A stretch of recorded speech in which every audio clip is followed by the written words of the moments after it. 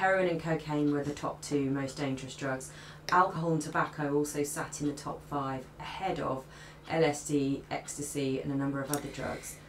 How can you make sense of that? Because how can you cannot do that. You cannot scientifically compare like with unlike. That's just not possible.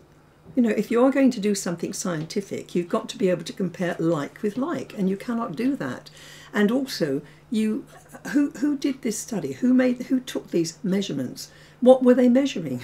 Were they measuring the physical effects? Were they measuring how quickly the physical effects came on, how long they lasted? Were they looking at long-term effects? Were they looking at emotional effects? Were they looking at... You can't do that. That just does not work. I don't think the ACMD is balanced in any way whatsoever. You know, they have people on the ACMD who are...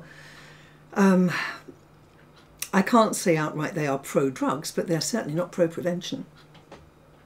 So you don't consider that the study they did and said was a scientific study? No, not at all. It certainly wasn't. It couldn't be.